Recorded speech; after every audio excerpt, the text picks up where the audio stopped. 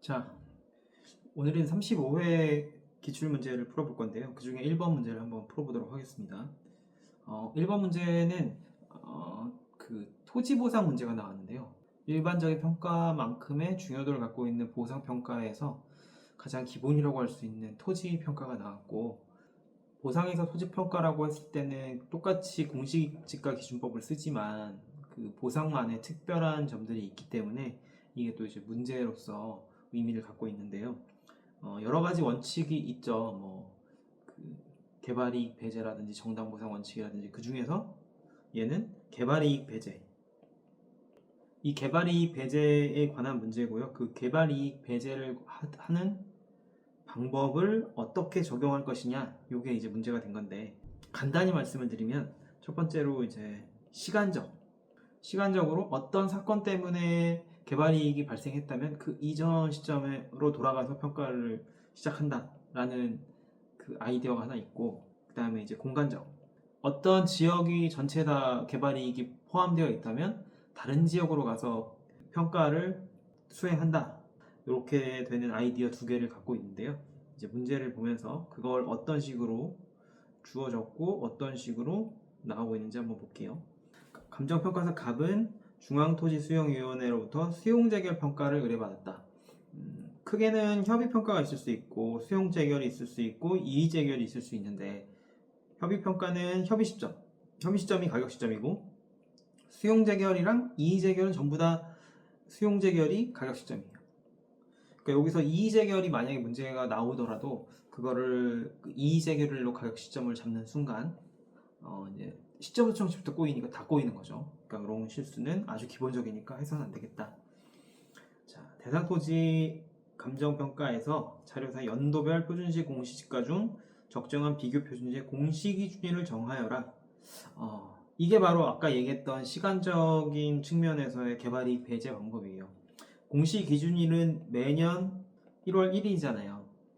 그랬을 때 기본적으로는 협의라면 협의 이전 최근 공시지가, 수용재결, 이의재결이라면 수용재결 이전 최근 공시지가를 쓰는 게 맞는데, 만약에 어떠한 사건, 그러니까 그 개발 사업이 있다는 공고 고시 등으로 인하여 그 개발이익이 발생했다면, 취득하여야 할 토지의 가치가 변동되었다면 공고 고시 이전 시점에 공시 기준일을 하는 공시지가를 쓰게 되어 있거든요. 그거를 판단하는 방법, 이게 구체적으로는 령 38조의 2에 나와 있는 거, 요거를 잘 알고 있느냐, 요 문제였고, 그 다음에 그렇게 해서 그 비교 표준지와 그 공시 기준을 정했어. 그럼 이제 평가를 할 때 시점 수정치를 적용하잖아요. 그럴 때 기본적으로는 비교 표준지가 소재하는 해당 시군구의 용도 지역별 지가 변동률, 해당 시군구. 그런데 만약에 해당 시군구의 지가 변동률이 조금 특이했다, 그러니까 개발 이익이 반영됐다, 그러면 어떻게 할 것이냐, 관계 없는 인근 시군구를 한다는 거죠. 이게 바로 여기에서 얘기했던 공간적인 측면에서 어떤 지역이 있으면 이 지역 밖에 있는 지변율을 써서 그 개발 이익을 배제하는 방법인 거죠. 그래서 이 해당을 쓸 거냐 인근을 쓸 거냐, 요거는 시행령 37조에 나와요.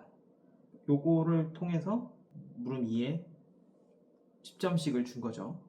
그 다음에 그렇게 나오면은 사실 그 공시지가 기준법을 그냥 적용하면 되거든요.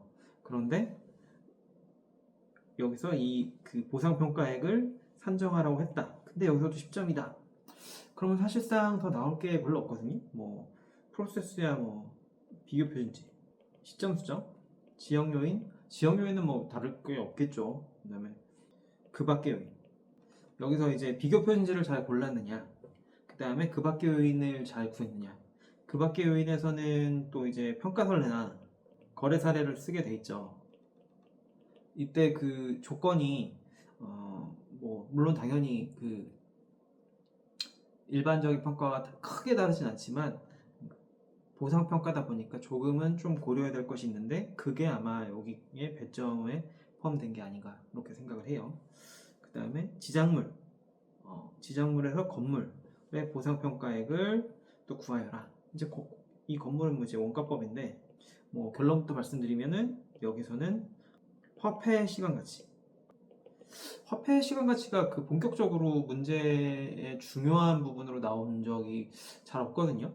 꽤 오래됐는데 특히 건물 같은 경우에 뭐 우리가 항상 연습하는 거 뭐 이제 뭐 뭐랄까 계약금 내고 중도금 내고 잔금은 뭐 이제 뭐 대출 받아가지고 얼마 중간에 이제 중도 상환해서 요거를 이제 다 한 방에 현가 해가지고 이게 이제 문제로 나온 건데 이거 되게 간단하게 27, 8회 막 이때쯤에 한번 간단하게 나온 적이 있고 이게 되게 오랜만에 나온 논점이에요.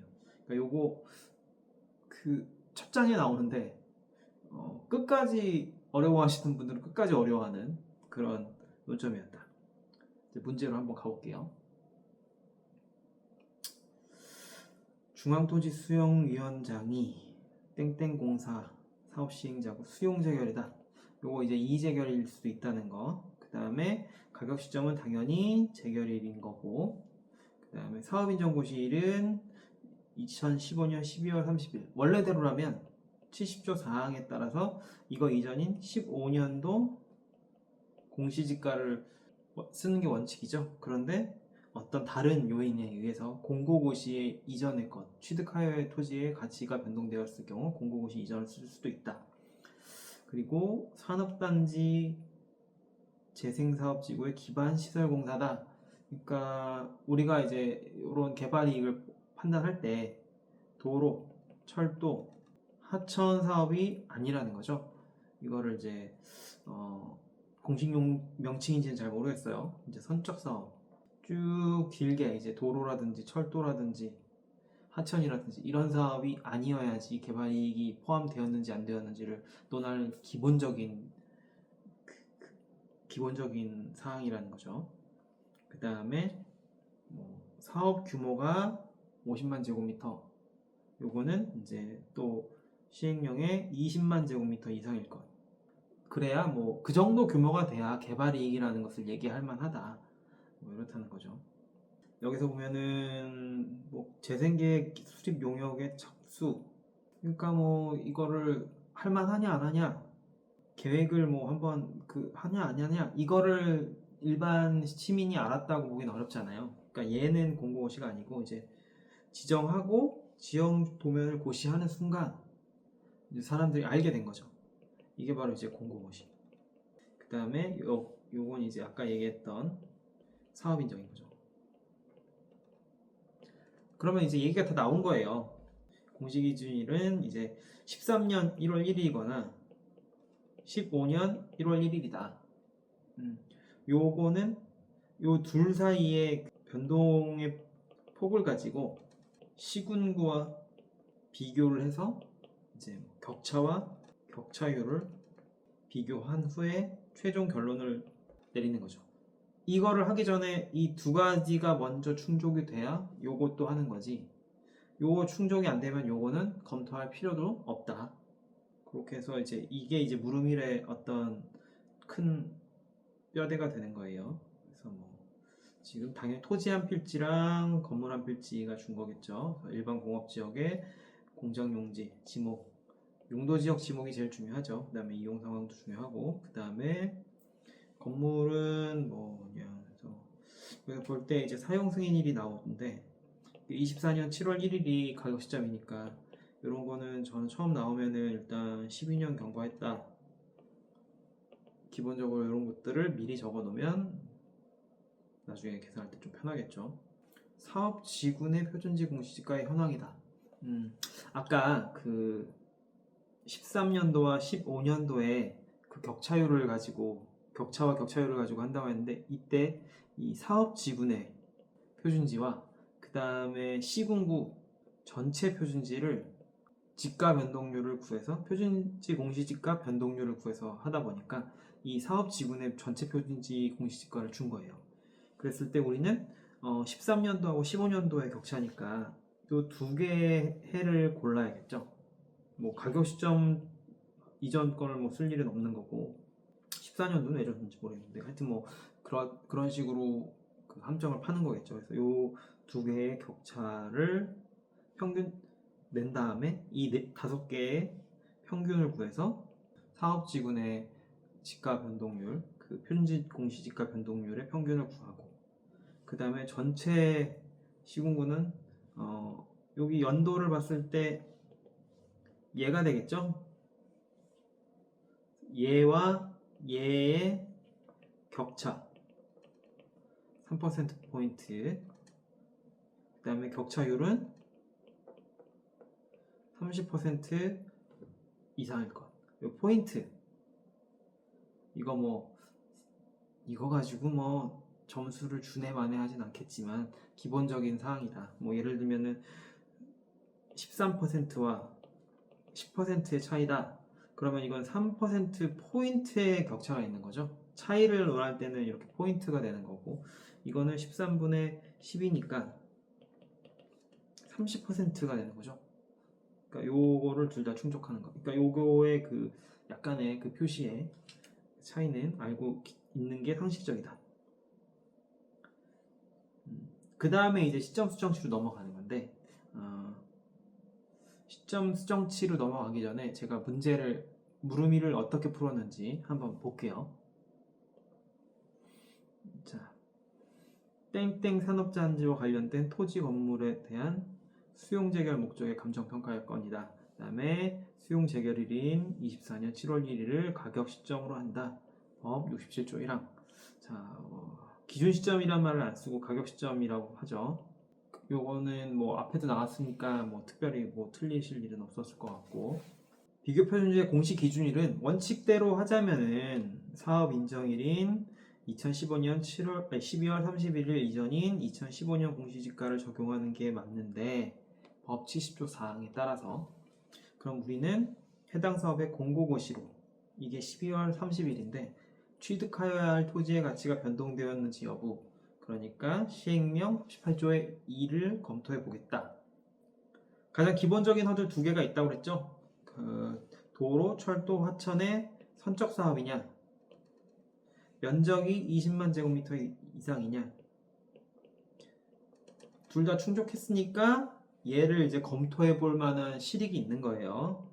그러면은 그 두 가지를 검토한다고 했죠. 해당 사업 지구내 표준지의 공시지가의 평균 변동률과 시군구 전체의 표준지의 공시지가의 변동률을 비교한다. 그때 아까 얘기했듯이 13년과 15년의 변동률을 구하는데 이걸 쭉 해보면은 19.41%. 설마 이거 못하시는 분 없으시죠? 이렇게 해가지고 뭐 이제 하면 뭐 1.2143 뭐 이런 식으로 나오겠죠.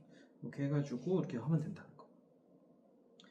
그러면 이제 두 개가 나왔으니까 두 개를 이제 검토하는 거죠. 격차 3%포인트 이상인지 빼면은 12%. 이거 맞죠? 이거 충족했고, 격차율 이렇게 했더니 170%더라. 그럼 이거 30% 이상이니까 충족했죠? 그럼 뭐야? 공고고시로 인해서 취득하여야 할 토지의 가치가 변동되었다고 판단되는 거죠. 변동되었다고 판단된다. 그러면은 2015년 12월 30일 이전인 15년 공시지가를 쓸 게 아니라 공고고시인 13년 12월 30일 이전인 13년 1월 1일 비교 표준일로 하는 공시지가를 써야 된다는 거죠. 그게 바로 법 70조 5항이다. 여기서 이제 간단히 하고 넘어가자면은 협의 70조 3항, 협의 이전의 최근 공시지가, 그 다음에 재결 원칙 70조 4항, 변동됐다 70조 5항. 이렇게 한다는 거. 이렇게 하면 10점이야. 여기까지는 그 제 생각에는 그 물음 1하고 물음 2 중에 어느 게 더 어렵냐 라고 하면은 이게 그나마 좀 쉬운 것 같아요. 물음 2가 저는 좀 더 그 수험생들이 약간 헷갈릴 수 있는 여지가 크지 않나 이렇게 생각해요. 그 다음에 그러면 뭐 지가 변동률 부분을 한번 볼게요. 지가 변동률은 우리가 지가 변동률을 구해야 되는 그 기간은 나왔죠.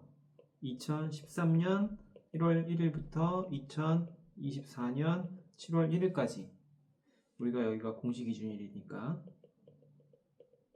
원칙대로라면 비교 표준지가 소재하는 해당 시군구 용도 지역별. 그런데 만약에 그 해당 시군구의 전체의 가격이 변동되었다면은 해당 시군구가 아니라 인접 시군구, 사업에 영향이 없는 인접 시군구를 쓰게 돼 있거든요. 이 두 개를 그 둘 중에 어떤 거를 쓰느냐, 요거를 이제 판단하는 문제가 2번, 물음 2번이죠. 그래서 여기 자료를 보면 A광역시가 나오고, 그러니까 이게 변동되었는지 안 되었는지는 이 광역시와의 비교를 통해서 하게 돼 있거든요. 그러니까 A광역시가 주어졌고, 그 다음에 B구는 해당이죠. 해당 시군구에 우리가 13년부터 한다는 건 나왔어요. 그래서 13년부터 24년 7월 1일까지 나왔는데 요거를 지금 쪼개서 주고 있죠.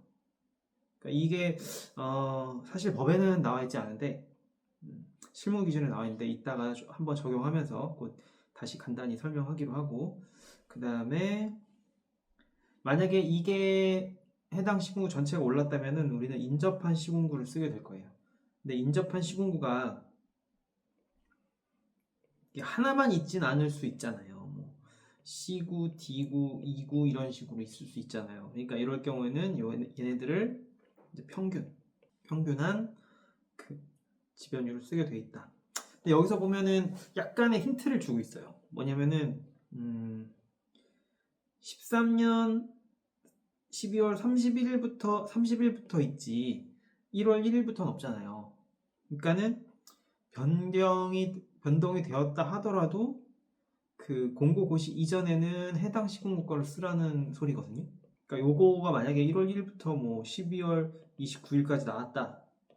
이러면은 한번 너 어디 한번 끝까지 한번 잘 찍는지 가보자 뭐 이런 건데 그렇게까지는 안 나왔다. 그래서 우리는 얘네 세 개를 평균해서 비교하게 될 것이다. 아니 적용하게 될 것이다. 물론 이제 변동되었다면요. 그 다음에 생산물 물가지수는 고려하지 않는다. 이제 두 가지 원래 고려하잖아요. 지변율하고 이제 생산자 물가지수에서 결론은 토지 가치의 변동을 더욱 잘 반영하는 지변율로 결정하였다. 이렇게 가는 건데 여기서는 이제 생산자 물가지수는 고려하지 말라고 했고, 자 이렇게 보고 이제 답안지 어떻게 썼는지 물음 2번에 한번 볼게요.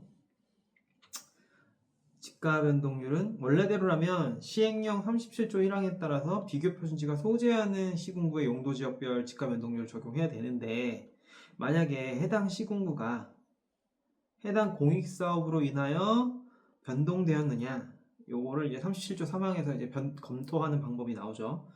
요 앞에서 검토했던 거랑 요 두 개는 같아요. 그러니까 우리는 70조 5항을 쓰면 자동적으로 얘네는 충족이죠. 그런 다음에 사실 여기서가 이제 두 가지가 갈려요.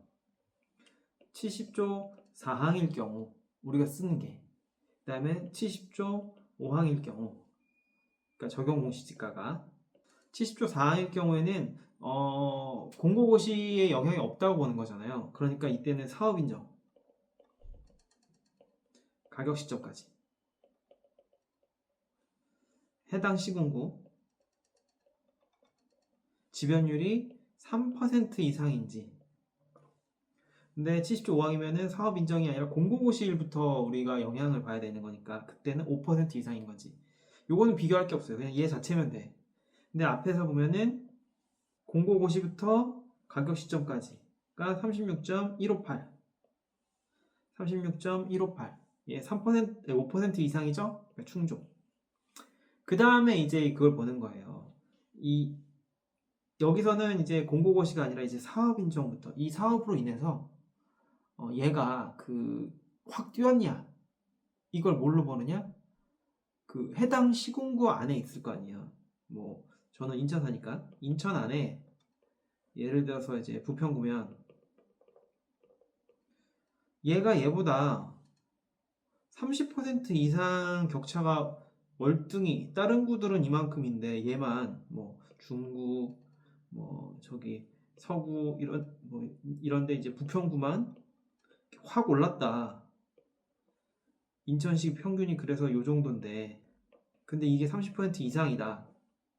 이러면은 이거는 좀 이상하다는 거지. 그래서 여기서 앞에 주어진 거 보면은 이건 사업 인정부터니까요.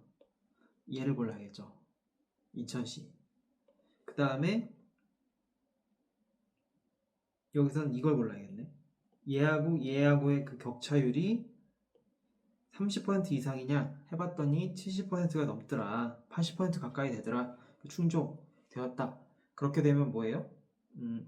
인근 시군구의 용도 지역별 집가 변동률을 적용한다. 그렇게 되면 아까 얘기했던 그걸 평균 내야 되는데, 여기서 이제 문제에서 해당을 쓰냐 인근을 쓰냐 이게 문제였기 때문에 저는 이제 인근까지만 쓰고 다음으로 넘어가는 거죠.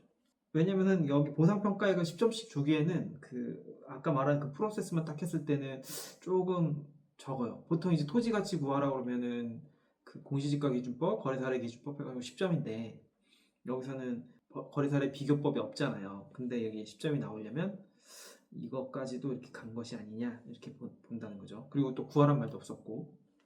자, 이제 물음 3번은 이제 문제를 좀 다시 한번 볼게요. 비교 표준지부터 구해야죠. 비교 표준지. 그럼 여기서 이제 사업 지구내에 있는 표준지를 쓰는 게 원칙이니까 이제 이 중에서 무엇을 쓸 거냐? 일단은 용도 지역은 다 똑같아요. 그러니까 이거는 여기서는 그게 없어. 그 선택할 거 자시고 할게. 그런 다음에 지목이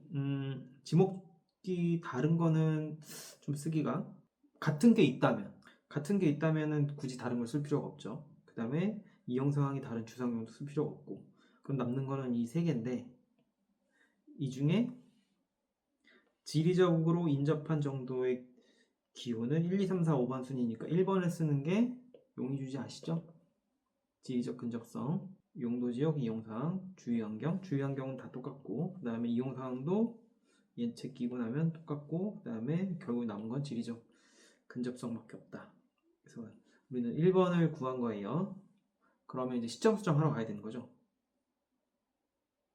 시점 수정은 여기서 이제 이때 설명을 한번 드려볼게요. 우리가 2013년 1월 1일부터 2024년 7월 1일까지 해당 시군구를 쓰느냐 인접 시군구를 쓰느냐 이걸 고민했었잖아요. 그런데 요때 그 사건이 하나 있었죠. 2013년 12월 30일 이 공고 고시로 인해서 취득해야 될 토지의 가치 혹은 뭐 이런 것들이 변동되었다고 보는 거예요. 그러니까 여기서는 인접 시군구 걸 쓴다는 거죠.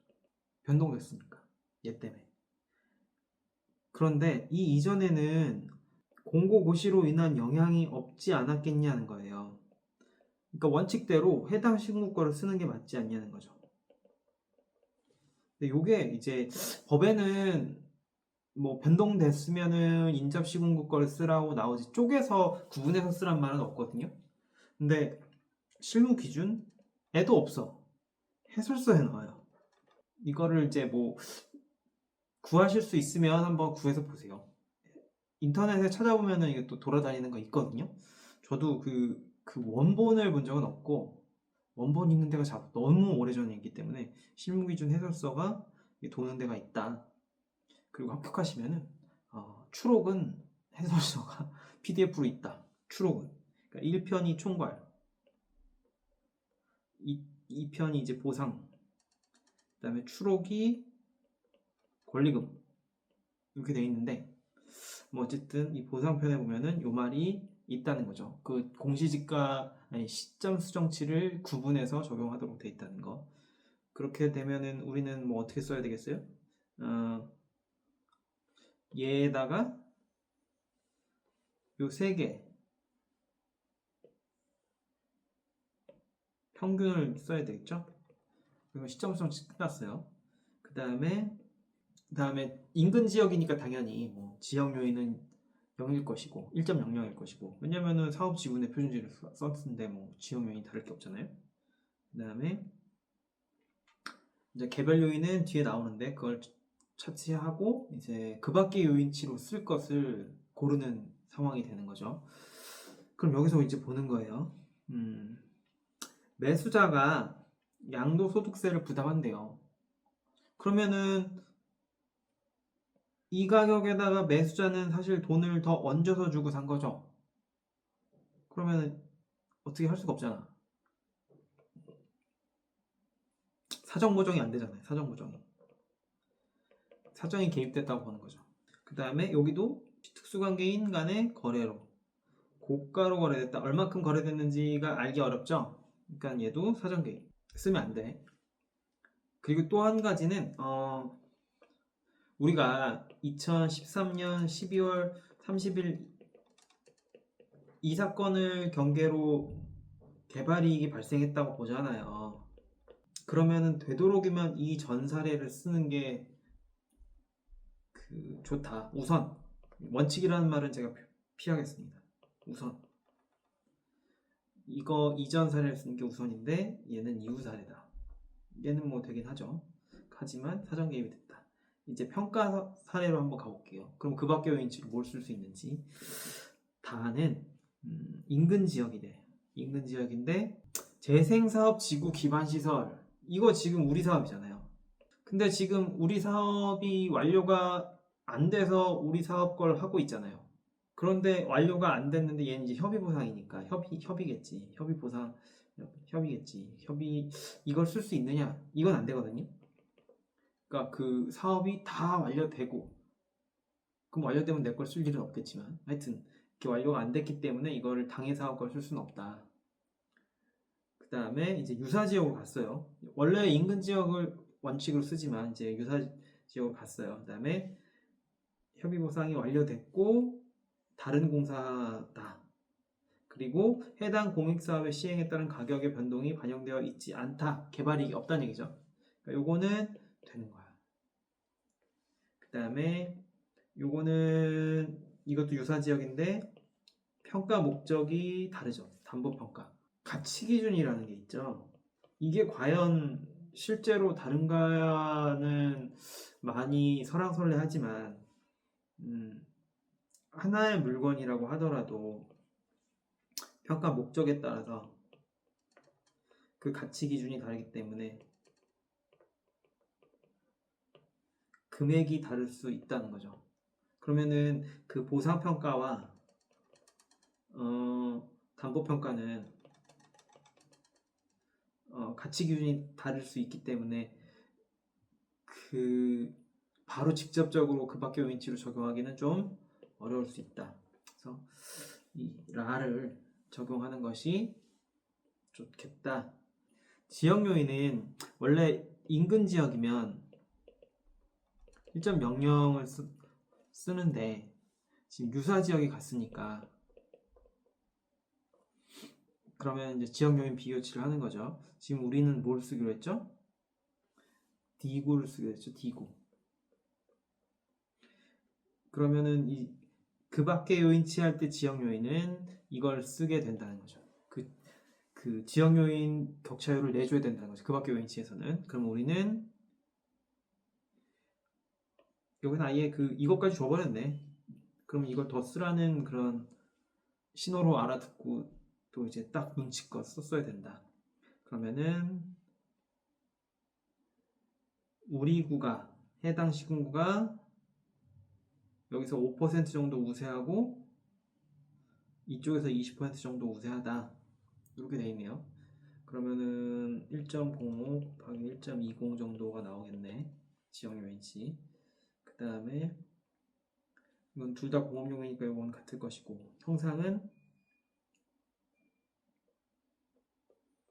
요거는 그냥 제가 안 살펴볼게요. 요거는 알아서 각자들 잘 하실 수 있다고 생각하니까 이게 이제 우리 거, 요게 이제 대상 거 이런 식으로 가는 거죠. 이게 이제 표준지, 요게 이제 전래 이런 식으로 가는 거고 그 다음에 상승식을 적용하라고 했으니까 다 곱해버리면 되는 것이고 자 여기까지 이제 물음 3번 그럼 제가 물음 3번을 어떻게 풀었는지 한번 볼게요. 자 비교 표준지 선정할 때 지리적으로 인접한 1번 선정한다. 그 다음에 제외 사유들은 배제 사유들은 써주고, 그다음에 시점 수정치는 시행령 37조 2항에 따라서 인접 시군근대 제가 인근 시군 그렇습니다. 용도 지역별 지가 변동률을 적용하고 생산자 물가 지수는 검토를 생략하지만 공고고시 이전은 당해 사업이 영향이 없는 해당 시군구 용도 지역별을 적용하겠다. 요게 이제 법에는 특별히 나와 있지 않지만 실무 기준에는 이제 구분해서 적용하라고 되어 있으니까, 그래서 앞에 부분, 뒤에 부분 나눠서 하는데, 이 뒤에 부분을 인접 시군구를 평균 내서 하면 되겠다. 그 다음에 지역요인 비교치는 표준지는 인근이니까 없고, 개별요인 비교치는 이렇게 상승식으로 다 처리하라고 했고, 그 다음에 그 밖의 요인치 할 때 아까 그 우리 라 하라고 했죠. 그 다음에 나머지 것들이 왜 안 되는지 사전 개입 있었고, 해당 공익사업의 사례고, 이제 평가 목적이 상이하다. 그 다음에 격차율 산정할 때 요거 시지계에서 지역 요인은 1.0558, 1.20에서 나오고, 개별 요인은 뭐 요거 하나 있었나 봐요. 그래서 2.167인데 끝에 절사하죠. 그래서 2.16 결정하고 쭉 하면은 이렇게 나온다. 요거 뒤에까지 아직 문제를 안 읽어봤는데, 그 뒤에 보면은 100원 단위에서 반환임을 되어 있거든요. 그러니까 지난번에도 말씀드렸지만 이런 그런 딱 정해진 규칙들은 반드시 지키는 게 좋다. 그래서 990제곱미터 하면은 이렇게 나온다. 그래서 이제 토지에 대한 평가가 끝났다. 토지 평가가 30점 나온 거죠, 한 필지가. 어떻게 보면은 뭐 30점 나올만 하지. 30점 정도로 이렇게 다 나왔으면. 그리고 또 이제 아까 잠깐 얘기를 안 했는데, 시점 수정치에서 인근 지역 지가 변동률을 쓰게 될 때 그런 일이 과연 발생할까 싶긴 한데, 인근 지역의 지가 변동률이 더 높다, 내가 더 낫다, 해당 시군구가, 그러면은 그냥 내 거 쓴다. 그 예외 조항으로 있거든요. 그거는 이제 알아두시고. 자, 물음 4번. 물음 4번에서는 건물은 원칙은 이전비예요. 원칙은 이전비야. 그런데 이제 이전이 어렵다 그러면 이제 물건 가격으로 보상하죠. 그러면 이게 몇 조에 있는지 또 까먹었는데 어종 넘치. 이전이 어렵거나 종래의 목적대로 사용하기 어렵거나 물건 가격을 이전비가 넘어서거나 그 사업 시행자가 사용할 목적으로 취득하는 경우에는 가격으로 보상한다. 이렇게 되어 있거든요. 그래서 여기서는 뭐 별다른 말은 없지만 이제 가격 보상이라는 걸 전제로 깔고 가는 거예요. 그랬을 때 이제 이걸 이제 원가법으로 하면 이제 제주달 원가에다가 감가 수정해서 이제 딱 나와야 되는 거잖아요. 이제 그거를 하는데, 이 제주달 원가를 구할 때 뭘로 하느냐? 이 인근에 신축 예정 공장 건물이 있는데 얘를 가지고 그 제주달 원가를 구하라는 거죠. 이제 간접법인 거지. 본건이 뭐 12년 지났으니까 당연히 간접법 쓸 수밖에 없겠죠.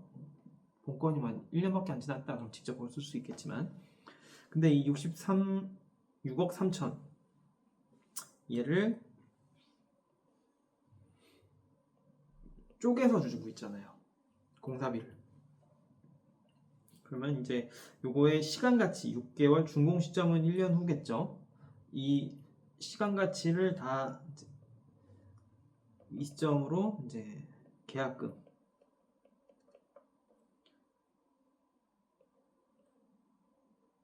중도금, 잔금, 이걸 다 이제 현가해 주는 거죠. 근데 이 잔금은 또 여기서 이제 4년간 상환하고 여기에 이제 일시 상환. 그럼 이렇게 생각할 수 있겠죠. 여기 그 MC를 4년간 MC를 현재 가치화하고, 그다음 일시 상환한 그 잔금을 현재 가치 하면은 이 시점의 가치가 되는 거잖아요. 이게 1년. 여기서 다시 한번 1년을 해줘야 이제 이 현가가 된다는 거. 어렵다.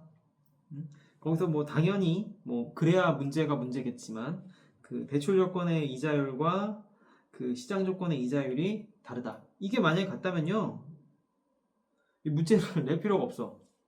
뭐 그냥 그 뭐랄까, 금융의 메리트가 크게 없는 거지. 그러니까 요거를 다르게 주는 거고.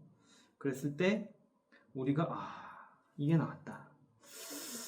원래대로 하자면요, 뭐 예를 들면 MC 같은 경우에 이렇게 되면 이제 우린 월별로 가고 있으니까는 1 플러스 0.05를 12로 나눈 다음에 얘를 120개월 마이너스 1분의 0.05를 12로 나눈 것을 뭐 이 짓을 해줘야 되는데, 이게 그렇게 되면은 이렇게 나온다는 거죠. 저는 이런 거 나오면은 이런 게 가끔 나왔거든요. 제가 시험 때도 있었고, 이걸 그대로 씁니다. 이걸 줬는데 내가 이렇게 계산한다?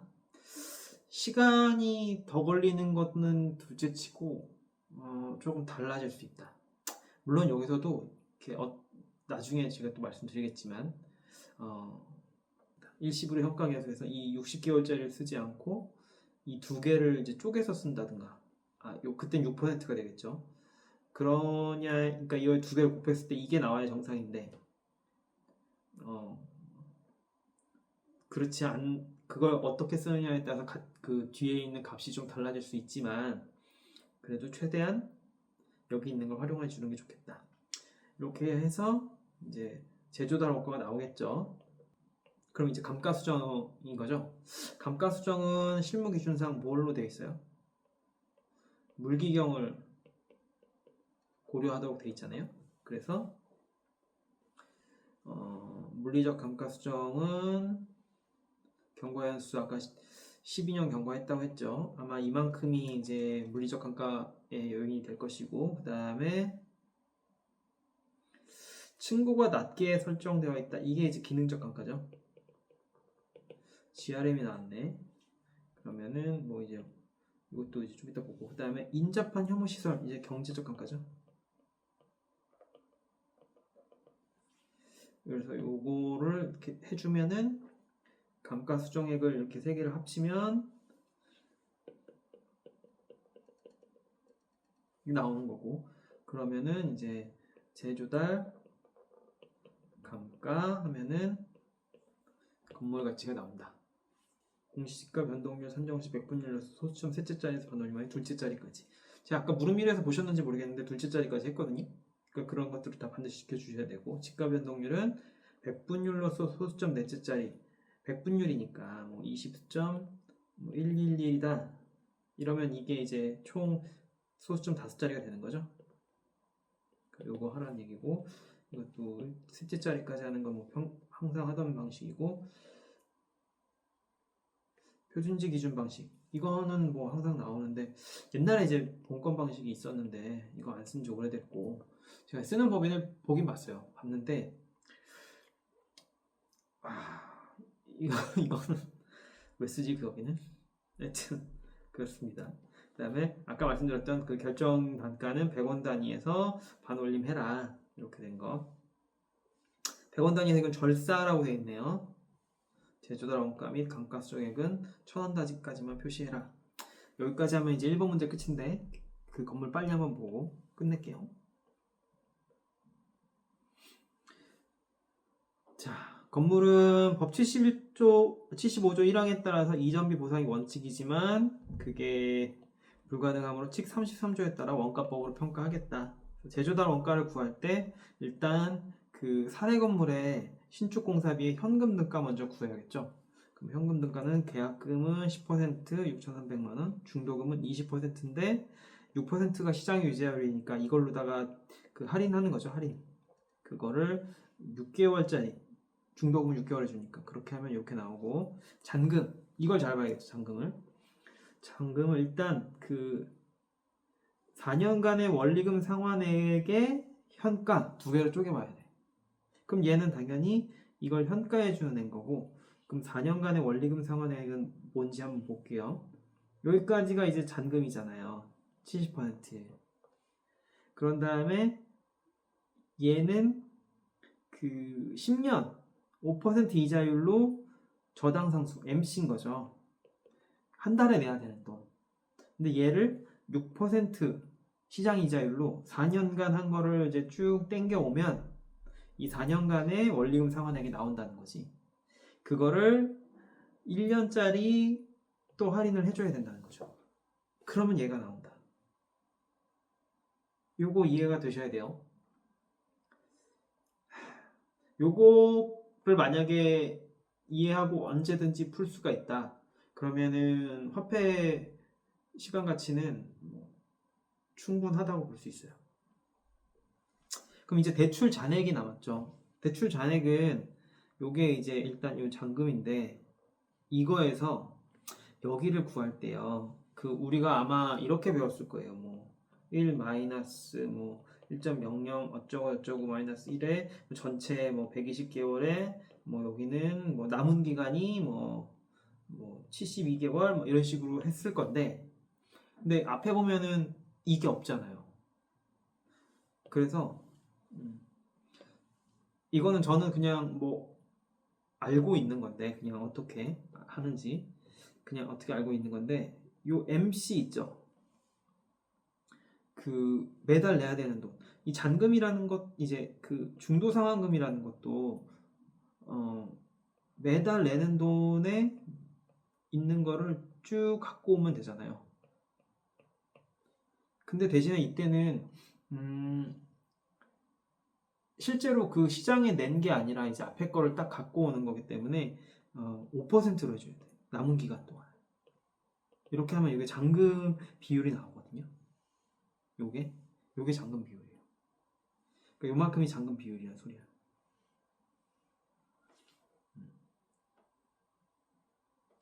요걸 이거는 하나 이해하고 가시면 좋다. 그 다음에 요거는 이제 60개월 현가 계수인데 이렇게 볼 수 있죠. 지금 기준 시점, 잔금 시점, 잔금의 잔금인 거네. 그러면 여기가 이제 12개월이잖아요. 그런 다음에 4년 뒤에 갚잖아요. 48개월. 그럼 두 개 12개월, 48개월을 땡기면 이게 60개월을 땡긴 거랑 같다는 거죠. 60개월의 현가계수. 근데 이거를 아까 얘기했듯이 이걸 만약에 48개월 땡기고 12개월 땡겨도 틀렸다고 볼 수는 없지만 가격이 달라질 수 있고, 그것까지 오답으로 처리하지는 않을 것이고, 뭐 그게 뭐 이 전체 가격에 영향을 줄 만큼의 그 정도 차이는 아니니까요. 그래서 이 두 개를 합쳐가지고 잔금의 평가 나오면 앞에 이 1, 2, 3번 더해서 이렇게 나오더라. 이게 6억 3천인가 그랬죠. 그러니까 이자율을 시장 이자율보다 1%싼 이자율을 쓰고, 그 다음에 그 시점을 이연시킴으로써 중도, 그 다음에 잔금, 이 정도의 그 금융 그 이익을 보는 거죠. 한 4,200만 원쯤 되네요. 이게 안 된다면은 뭐 안 하겠지. 뭐 진짜 돈이 없어서 뭐 이게 6,500만 원이 나오더라도 6억 5천만 원이 나오더라도 하겠다 이런 경우가 아니라면 대부분은 이런 이유 때문에 금융을 활용한다는 거. 그래서 이거를 이제 700제곱미터로 나누면 아까 그 저기를 한다고 했으니까 그 1,000원 단위로 나머지를 절사한다고 했으니까 이제 84만 원이 되는 것이고요. 이거는 이제 사례가 700제곱미터로 짓는다는 거, 우리는 660제곱미터로 지니까 곱하면은 이제 이게 제조달 원가가 되는 거죠. 이 감가수정 이전의 것. 그런 다음에 감가수정은 물리적 감가는 12년 하고, 기능적 감가는 제곱미터당 50만 원인데, 아니 50원인데 660제곱미터고 그걸 12개월 동안 내는 거고, 그 다음에 이게 GRM이었죠? 12배라고 했으니까 이 가격이 나오는 거. 그 그다음에 경제적 감가는 100원인데 660제곱미터고 근데 그 중에 20%만 있다 했죠? 그러니까 0.2 곱해주고 이것도 12개월 그다음에 환원율이 6% 하면 이렇게 나오고 이 세 개 더해서 이렇게 나오면 빼주면은 건물평가에 나온다. 제 생각에 1번이 제 생각에는 가장 실무 같았고 35회에서 그 가장 할만했다. 그리고 시간 안에 들어올 만했다. 그렇게 말씀을 드리고 2번 문제 또 이제 풀어보도록 하겠습니다.